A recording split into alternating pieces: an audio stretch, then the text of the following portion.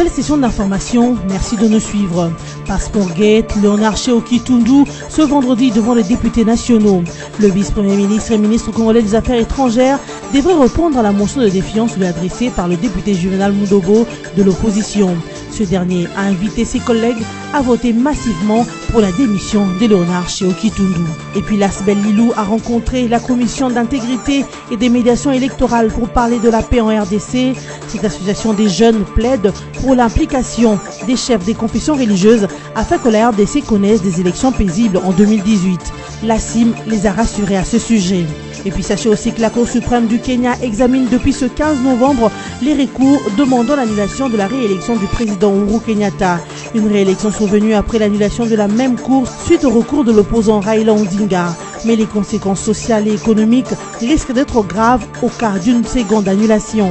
Le sort du Kenya est donc entre les mains de la Cour suprême de justice. Sauf changement de dernière minute, c'est ce vendredi 17 novembre que Léonard Sheoki-Tundu, ministre des Affaires étrangères, devait répondre à la motion de défiance lui adressée dans l'affaire de passeport, ce lors de la plénière de ce jour à l'Assemblée nationale. Pour ce faire, l'initiateur de la motion, le député de l'opposition Juvenal Mundobo, a invité ses collègues à voter massivement pour la démission de Sheoki-Tundu, une demande faite sur son compte Twitter. Au départ, c'était une question orale avec débat qui était adressée au vice-premier ministre et ministre d'Affaires étrangères, ce suite à l'invalidation de passeports semi-biométriques, une mesure qui, selon Juvenal Mundobo, vide la loi. N'ayant pas trouvé satisfaction aux réponses de Sheoki-Tundu, l'auteur de la question orale avec débat va décider de la transformer en une motion de défiance. Pendant ce temps, les ministres de Finances, de l'Intérieur et celui des Affaires étrangères ont signé il y a quelques jours un arrêté interministériel qui ramène à $185 le prix d'acquisition du nouveau passeport véritablement biométrique. Mais pour ceux qui possèdent le semi-biométrique, c'est à $100 qu'ils devraient payer le nouveau passeport biométrique. Reste à savoir si les députés de la majorité présidentielle suivront mécaniquement le mot d'ordre de leur hiérarchie pour voter contre la démission de Sheoki-Tundu, a lâché désespérément Juvenal Mundobo. Le gouverneur du Kasaï, Marc Manyanga, souhaite que la réouverture de la frontière avec l'Angola se passe avant la fin de ce mois de novembre 2017. Le frontière du Kasaï, Kasaï central, Lualaba et Kwango doivent de ce fait se mettre d'accord sur le lieu où se fera cette réouverture de cette frontière fermée suite aux violences enregistrées dans les Kasaï et perpétrées par la milice Kamwina Sampou. Le gouverneur de Lunda Norte avait décidé que le Kasaï puisse choisir un seul point à partir duquel se fera cette réouverture. Pour l'instant, deux endroits sont en discussion, à savoir Kamako et Kalamba-Bougie. Les participants aux discussions ont estimé que Kamako était le lieu le mieux indiqué parce qu'il est à 15 minutes du chef-lieu de la province de Lunda Norte. C'est aussi la seule frontière où la RDC a un grand bâtiment de la DGM qui peut servir de référence aux voisins angolais. Les porte-parole des opérations Sokola 1 Nord, les capitaines Marc Azokai, demandent à la population détenant de preuves contre les officiers militaires poursuivis pour massacre des civils à Béni et mis en cause dans les procès des ADF de les apporter en guise de témoignages pour la suite de ces procès. Parmi les officiers militaires de l'armée, le général Aleki Mondos, commandant du 31e brigade basée à Mabanza, ainsi que des colonels sont conditionnés depuis lundi comme renseignants dans le cadre de ces procès. Les capitaines Azokai estime que c'est une occasion que la Cour militaire donne à toutes les catégories de la population de suivre la comparaison de ces officiers et surtout de contribuer à faire éclater la vérité sur les massacres en apportant des preuves de leurs implications. Le général Mondos est cité dans plusieurs rapports et indexé localement par la Convention des respects des droits humains comme renseignant des massacres commis dans les territoires de Béni.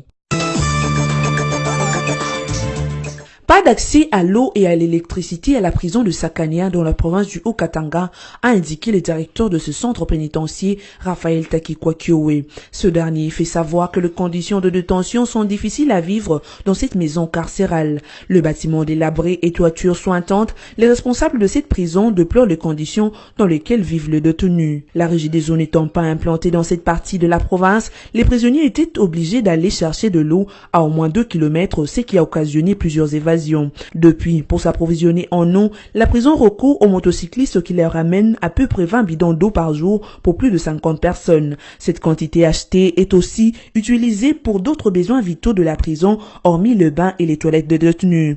C'est ainsi que pour répondre à certains besoins, vu les difficultés financières que connaît cet établissement pénitentiaire, le responsable de cette maison carcérale ont initié plusieurs activités génératrices de revenus, notamment la menuiserie et l'agriculture, lesquelles sont exécutées par les prisonniers.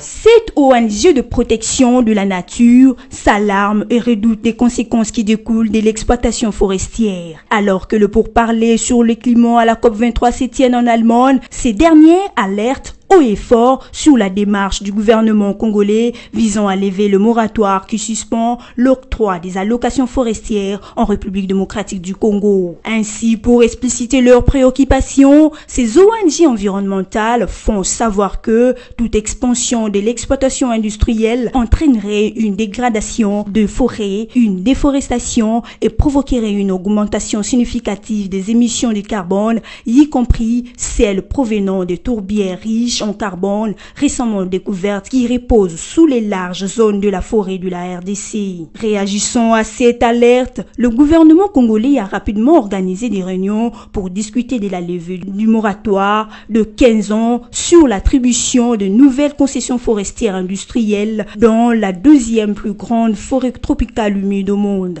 explique ces ONG de protection de l'environnement dans un communiqué conjoint publié jeudi 16 novembre dernier. Par ailleurs, le ministre de l'Environnement et Développement durable, Ami Ambatobé, justifie la levée de ces moratoires par le souci de lutter contre l'insuffisance des recettes publiques par rapport au taux officiellement évalué. D'où la nécessité, d'après le ministre, d'attribuer de nouvelles allocations forestières aux exploitants. Organisation des élections crédibles et transparentes, mais aussi et surtout dans la paix, cette question préoccupe l'Asbel Lisanga Lumumba, Lilou. Cette association des jeunes a, dans ses démarches pour aboutir à ces élections paisibles, rencontré la commission d'intégrité et de médiation électorale. Accueilli par le président de la CIM, le révérend pasteur Elébé, l'Asbel Lilou a sollicité l'aide des chefs des confessions religieuses afin de réunir les politiciens, toutes tendances confondues, pour qu'ensemble, ils puissent œuvrer pour la paix. Visiblement, les jeunes de Lilou ont été rassurés par la CIM. C'est pour une simple raison. Totala makambo ezoleka na mboka na biso. Biso nyonso ba Congolais tozali bandimi na kati église moko songolo. Yango tomonaki na tango makanisi na biso esuki nde esika makanisi ya Nzambe ebandaka. Nde toyaki komona ba représenter ya Nzambe na oyo ezali kotala kimia na mboka na biso. Mingi tozali koyoka ekoyinda ekozala boye. Or biso bandimi na bango nde tokokufa. Pate moko soki ekufi mobateli pate ayokaka pasi na motema. Yango toyaki kosenga na bango ete ba politicien pe ezala majorité ezala opposition bazali bandimi na bango lokola biso pe. Pour que tosala élection ya malamu ezali kosenga kimia. Pour que tozwa kimia ezali kosenga kofanda esika moko kosolola.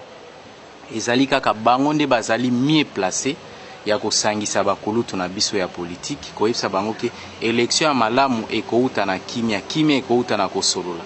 Voilà eloko toyaki kosenga ba tata ya molimo na biso ete ba sangisa bakulutu na biso ya politique ba mona ke à part kimia élection ya malamu ekozala poso baboyi koyokela bango 2018 élection ekozala te so baboyi koyokela bango même 2019 parce que élection ekouta kaka na kimia ekouta kaka na masolo oyo batata ya molimo na biso bango nde bazali ko incarner makanisi ya bonzambe awa na mboka na biso. Voilà raison oyo ememaki biso awa rassurer biso esengo na biso nde yango wana balobi ezali musala na bango même si biso toyaki te mais ezali devoir na bango kotia kimia na mboka kosangisa bandimi na bango kotalisa bango nzela ya malamu nde biso lokola tozali peuple et tozozela avec tout espoir que non lokola ba rassurer biso eloko wana bakosala yango nde tozozela pe liki na biso ezali tango bango bakosala mosala nde tokoshite na élection ya kimia comme on est en train de vouloir élection ya kimia oyo pe et comme même alternance comme nous le voulons.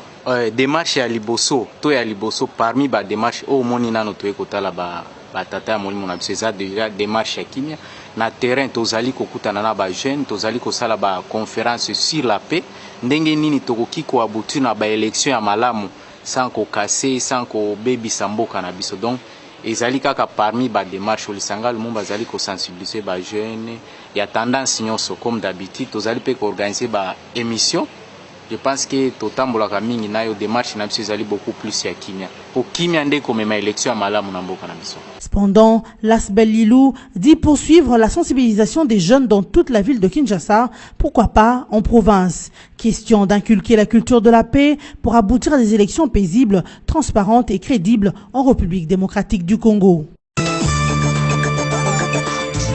Au moins 5 personnes ont été blessées, beaucoup de dégâts matériels enregistrés suite aux inondations causées par une forte pluie qui s'est abattue à Kinshasa dans la nuit du mercredi au jeudi 16 novembre dernier. Les habitations, surtout celles érigées le long auprès de cours d'eau, pour la plupart ont été inondées, notamment à la Funa, dans la commune de Lumete, à Kinsinso et dans une partie de la commune de Matete. Un mur s'est écroulé, blessant dans sa chute 5 enfants d'une famille habitant le quartier Kimbondo à Mongafula. Une autre famille allait également être entièrement ensevelie après le roulement de murs de leur maison du quartier Vitamine 2 à Matete. N'eût été l'intervention des voisins. Par ailleurs, un glissement de terrain a été signalé sur l'avenue du tourisme dans la commune de Ngaliema. D'après un habitant dans la commune de Bandolungwa, l'eau de la pluie a atteint un niveau impossible, endommageant télé et d'autres biens de la maison. Notez que plusieurs déchets plastiques charriés par les eaux de cette forte pluie se retrouvent amassés près des différents ponts et jonchent différentes canalisations d'eau. L'essor du nouveau président élu du Kenya est une nouvelle fois entre les mains de la Cour suprême kenyenne. C'est depuis ce mercredi 15 novembre que les juges de la Cour suprême du Kenya examinent des recours qui demandent l'annulation de la réélection du président Uhuru Kenyatta. Le premier a été déposé par des défenseurs des droits de l'homme, Kalev Khalifa et Njonjo Moe, les seconds par un ancien député, Aro Moa. Au cours du débat mené par la Cour suprême, l'on note les retraits de Raila Odinga et les tensions qui ont marqué les scrutins du 26 octobre. Cependant, de leur côté, les défenseurs de l'IEBC et surtout d'Uhuru Kenyatta ont présenté une contre-attaque virulente. Ils ont souligné que les plaignants n'ont pas voté, ils n'ont donc pas le droit de critiquer. Ils ont aussi martelé sur les conséquences sociales et économiques qu'aurait une deuxième annulation. Retenez que la Cour suprême du Kenya devrait rendre sa décision le lundi 29 octobre prochain. Place à présent au rappel de titre. Passeport Gate, Léonard Sheoki-Tundu ce vendredi devant les députés nationaux. Le vice-premier ministre et ministre congolais des Affaires étrangères devrait répondre à la motion de défiance lui adressée par le député Juvenal Mudobo de l'opposition. Ce dernier a invité ses collègues à voter massivement pour la démission de Léonard Sheoki-Tundu. Et puis Lasbel Lilou a rencontré la commission d'intégrité et des médiations électorales pour parler de la paix en RDC. Cette association des jeunes plaide pour l'implication des chefs des confessions religieuses afin que la RDC connaisse des élections paisibles en 2018. La CIM les a rassurés à ce sujet. Et puis sachez aussi que la Cour suprême du Kenya examine depuis ce 15 novembre les recours demandant l'annulation de la réélection du président Uhuru Kenyatta. Une réélection survenue après l'annulation de la même Cour suite au recours de l'opposant Raila Odinga. Mais les conséquences sociales et économiques risquent d'être graves au cas d'une seconde annulation. Le sort du Kenya est donc entre les mains de la Cour suprême de justice. Ainsi se termine ce journal. Merci de nous avoir suivis.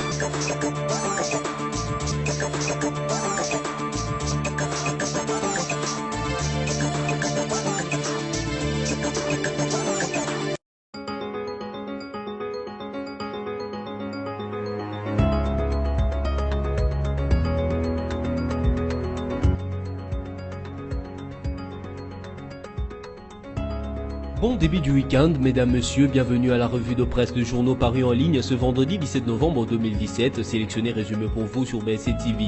Ouvrons cette revue de presse avec actualité.cd qui titre à sa une « Passeport Gate, la motion de défiance contre Chokhi Tundou sera examinée ce vendredi à l'Assemblée nationale. La motion de défiance contre le ministre des Affaires étrangères Léonard Chokhi Tundou sera examinée au cours de la plénière de ce vendredi 17 novembre 2017 à l'Assemblée nationale. Les députés nationaux UNC Juvenal Munobo, initiateur de la motion, dit espérer que les députés pourront massivement voter en faveur de la destitution du ministre des Affaires étrangères qu'il juge illégal. Il dit en outre espérer que le président de l'Assemblée pourra laisser les députés s'exprimer en redoutant une motion incidentielle. J'attends à ce que tous les députés votent pour la destitution du vice-premier ministre et ministre Chokhi Tundou. J'attends à ce que le peuple se retrouve dans la décision des députés. La décision du vice-premier ministre Chokhi Tundou à propos de passeport est impopulaire et n'a pas de légalité. Il a pris du temps pour signer un arrêté pour des mesures d'assouplissement, mais dans le concret, selon le rapport à notre disposition, rien n'a encore changé. J'en appelle à la responsabilité du président de l'Assemblée nationale pour laisser les députés trancher par vote. Pas de motion incidentielle comme les précédentes procédures, a dit Juvenal Munobo. C'est jeudi 16 novembre à actualité.cd. Poursuivons cette revue de presse avec Forum des As qui titre « Au regard de l'immense potentiel du pays face aux dangers du réchauffement climatique ». L'avenir écologique de la planète se joue à Bonn, ville allemande qui abrite la 23e conférence sur les climats COP23. Prévue pour 2 semaines, ces assises internationales qui ont démarré le 6 novembre dernier rassemblent environ 50 000 participants venus de 4 coins du monde. Ils discutent entre autres sur les modalités techniques et pratiques de la mise en œuvre de l'accord de Paris sur les climats. À ce grand rendez-vous où se négocient les financements de l'accord, la République démocratique du Congo est bien présente, mais sa représentativité laisse encore à désirer. Inscrite parmi les délégués des 196 partis engagés à la Convention cadre des Nations Unies sur le changement climatique, la délégation congolaise est conduite par le ministre Ami Amatobe de l'Environnement. Mais sa seule présence ne suffit pas vu les enjeux en vue. Encore faut-il que le pays soit mieux représenté aux plus hautes instances. Deuxième poumon écologique de la planète après le Brésil, la RDC devrait en principe incarner les leaderships de la région, voire du continent africain au cours de cette conférence, au regard de l'important rôle qu'elle est appelée à jouer dans la lutte contre le réchauffement climatique et donc la protection de la nature. La RDC dispose en effet du plus long fleuve du continent après le Nil. Elle regorge de la plus grande forêt au monde après l'Amazonie, gage de la biodiversité des animaux et des plantes. Bouclons cette revue de presse avec Radio Capi.net qui écrit « Procès ADF, l'armée invite la population à témoigner contre les officiers mis en cause ». Le porte-parole des opérations Sokola 1 Nord, le capitaine Marc Azukai, demande à la population détenant de preuves contre les officiers militaires mis en cause dans le procès ADF poursuivi contre le massacre des civils à Beni à les apporter à la cour militaire qui instruit ce dossier. Les officiers supérieurs de l'armée, notamment le général Akili Mundos, commandant de la 31e brigade basée à Mambasa, ainsi que 2 colonels, sont auditionnés depuis lundi comme renseignants dans le cadre de ce procès. Le capitaine Azukai estime que c'est une occasion que la cour militaire donne à toutes les catégories de la population de suivre la comparution de ces officiers et surtout de contribuer à faire éclater la vérité sur le massacre en amenant de preuves de leur implication. Cette revue de presse est terminée. Merci à vous qui l'avez suivi et bon week-end chez vous.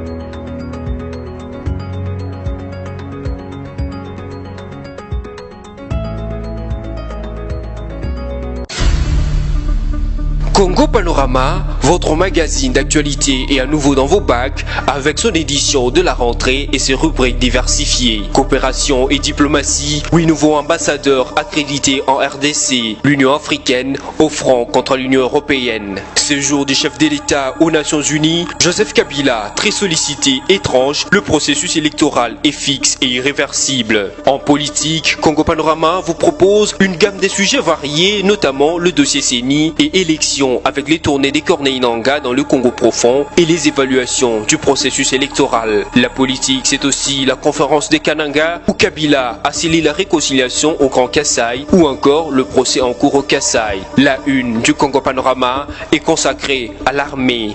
Réforme de l'armée, le FRDC en puissance. Votre magazine revient aussi bien sur le monument aux soldats congolais qu'à l'inauguration de l'académie militaire ainsi qu'aux différentes sortes de régiments et bataillons après leur formation. Économie et finances, découvrez nos articles sur la réforme fiscale en RDC, l'évaluation de la feuille de route du FPI, les performances de la SONAS au premier semestre 2017. En développement, Congo Panorama a suivi l'inspection de route par l'office de route, le renforcement de capacité à la CGT ou encore les bilans à l'OVD. En société, Maman Olive Lembe revient au chevet des enfants malades. Il est sur tous les fronts. Éditorial signé Yvon Ramazani. L'éditorialiste revisite les actions du chef de l'État qui aura joué aux démineurs aussi bien sur le plan de l'économie que de la sécurité, la politique, la réconciliation au Kasaï. Congo Panorama, c'est également une édition surprise spéciale Congo Central, une province qui se modernise. Découvrez les investissements et innovations comme le nouveau bâtiment du gouvernorat, le nouveau port, l'usine d'engrais chimiques, la cimenterie, mais aussi les travaux de voirie. Découvrez également l'interview bilan du gouverneur Jacques Mbadou et cet éditorial qui lui est dédié par Yvon Ramazani. Il a osé, ceci pour avoir, en période de marasme multisectoriel, engagé sa province sur la voie du développement à la lumière de la vision de modernité du chef de l'État. Congo Panorama, s'investir pour un Congo émergent. Congo Panorama, toute l'actualité à votre portée.